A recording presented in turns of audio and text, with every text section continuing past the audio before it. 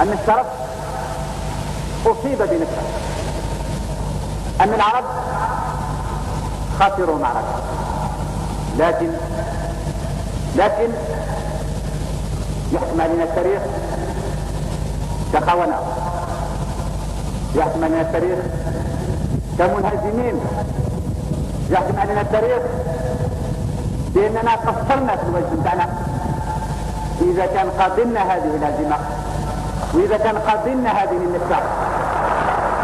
في الدائرة العربية كانت قضية فلسطين قضية أساسية ومحورية يركز عليها، باعتبار أنه استمرار الاحتلال الإسرائيلي لفلسطين هو استمرار للنزيف العربي، وليس فقط لمجرد احتلال إسرائيل لفلسطين. وله في هذا عبارته المشهورة أن فلسطين ممكن أن تكون الأسمنت المسلح للأمة العربية ككل، الذي يجمع بين الأمة العربية وبين أن تكون القنبلة التي تفجر الجميع.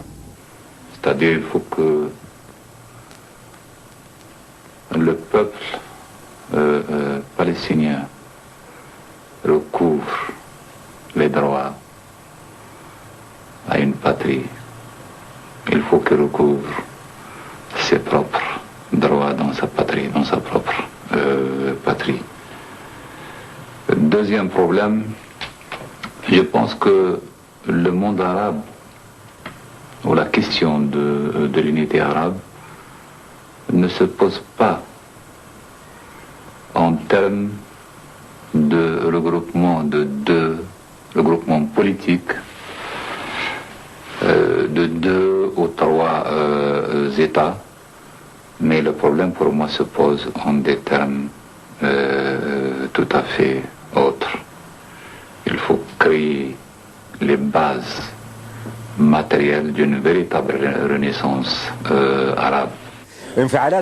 انفعالاته على المواقف الفلسطينية والعربية يعني كانت واضحة في كل المؤتمرات القمم العربية ومؤتمرات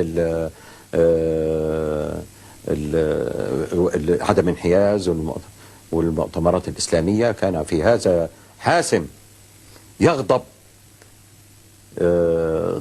غضبة مضرية كما يقولون، ولا يهتم بمن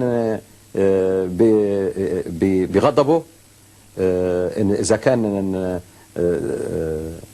تأثر هذا الرئيس أو تأثر ذلك الملك أو تأثر ذلك الحاكم، فهو في الحق يعني سيف بطار حقيقة. وهذه يعني هو في جنان الخلد مع النبيين والصديقين وحسن أولئك رفيقا، ولكن هو رجل سيف بطار في كلمة الحق، ولذلك كان يغضب لأي شيء لا يرى فيه حقا. لما بنتكلم عن الشرعية، أنا بدي أتذكر لك مؤتمر القمة العربي بعد حرب 73. هي كثيرة ولكن حنذكر لك هذه مهمة جدا. أخذنا في ذلك الحين قرار منظمة التحرير ممثل شرعي وحيد للشعب الفلسطيني، أخذناها. فإجا المندوب الأردني الله يرحمه، كان الرفاعي، الله توفى، فاعترض، قال له أنا عارف اعتراضك، شكرا. لبقية الجلسة مين مع فلسطين ومين ضد فلسطين؟ فاضطر الجميع طبعا كلنا احنا مع فلسطين. القرار مشي. لما خرجنا من الجلسة قلت له رجائي أنا بشكرك طبعا. قال لي بتشكرني ليش؟ أنا بعمل حاجة إلك؟ أنا بعمل حاجة لفلسطين، أنا بعمل حاجة للجزائر، أنا بعمل حاجة للأمة العربية، مش لك هذه. هذه للشعب الجزائري قبل أن تكون للشعب الفلسطيني. تلكأ الأمين العام للجامعة العربية بإرسال برقية، جابه قال له ارسل البرقية للأمم المتحدة إنه الجامعة العربية والقمة العربية أخذت قرار بأنه منظمة التحرير الفلسطينية ممثل شرعي وحيد، وأنه وقع البرقية باسمي، لا توقعها باسمك.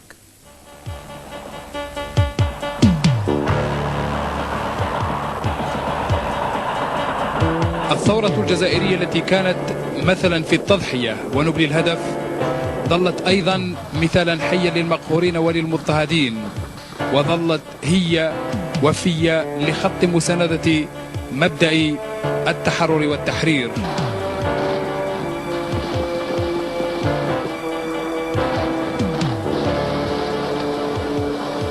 هو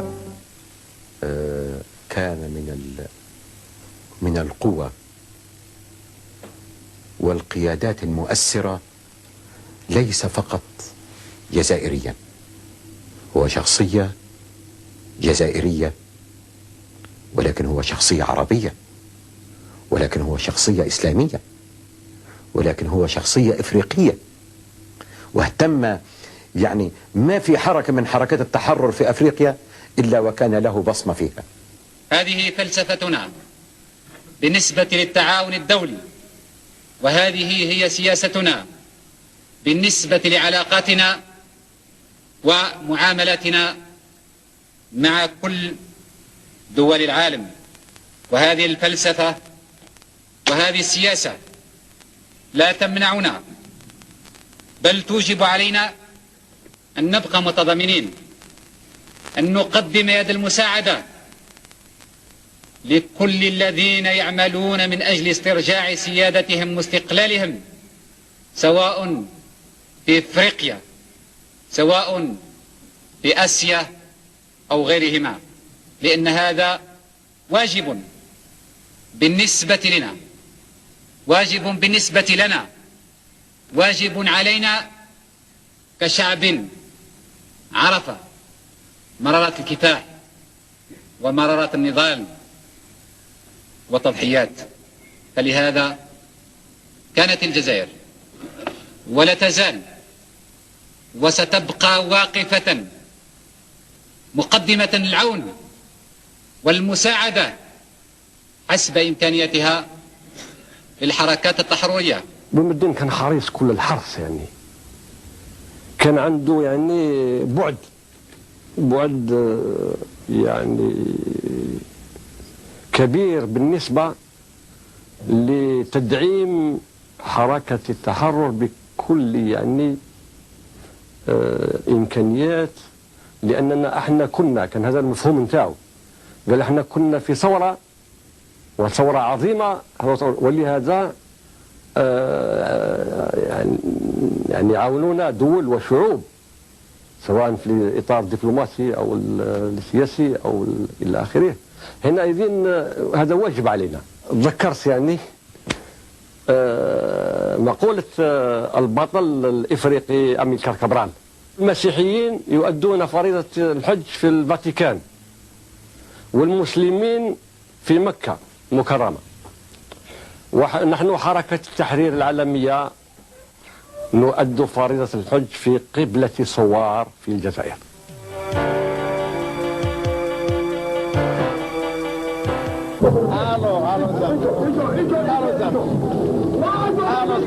Prime Minister. Hey, President.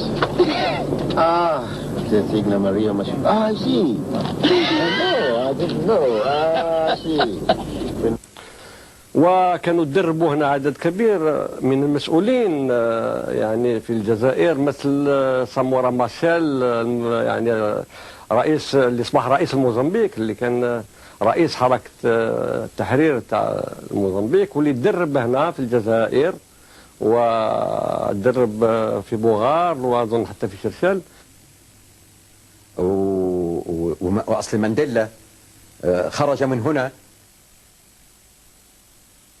قيل أيضا أن كثيرا من الإخوان الفلسطينيين الذين فجروا الثورة الفلسطينية المسلحة قد تدرب، بعض منهم تدرب بالجزائر بلا شك. وكان هذا أيضا من ضمن، مش بس يعني كان بدنا نتكلم. نعم. الحقيقة تختلط المواضيع قبل الحكم، ولكن كانت ظاهرة بعد استلامه للحكم. قبل عندما وافق وساهم معنا ليأخذ أول دفعة من الضباط الفلسطينيين في كلية شرشال، اللي هم كانوا أول ضباط تخرجهم الثورة الفلسطينية كضباط، وتخرجهم حركة فتح كضباط. الآن هم جنرالات. أول دفعة من الأسلحة جاءت إلى الثورة، جاءت من إخواني هنا في الجزائر، سمح بها الرئيس الراحل هواري بومدين، ونقلت بالطائرات إلى دمشق. وفي ذلك الحين تعتبر كانت بالنسبة لنا يعني حمولة الطائرة بالنسبة لنا شيء كبير جدا. في منطلقاتها، بل هي الوجه الآخر للعملة نفسها.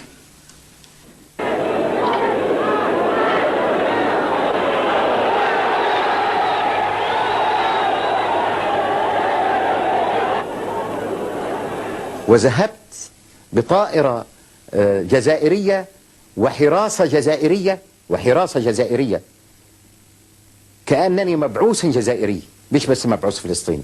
يعني يريد أن يقول للعالم أنه هذا الموفد الفلسطيني اللي اسمه ياسر عرفات مش جاي لوحده، لا، الجزائر وراه قلبا وقالبا.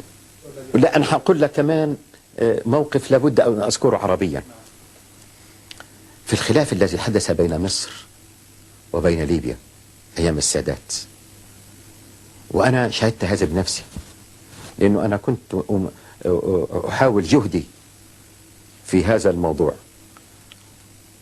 وأنا موجود عند الرئيس معمر، وإذ بيصل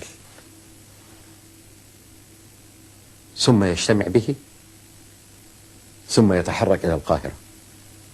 أنا كنت رايح جاي، لم أستطع أن أوفق، ولكن هو تحرك وأنهى الموقف وأوقف المعارك وبحزم. فإنه يسرني أيها الإخوة والأخوات أن أعلن على أسماعكم بأنه وقع الليلة البارحة اتفاقا شاملا يسوي جميع المشاكل القائمة بين البلدين الشقيقين إيران والعراق.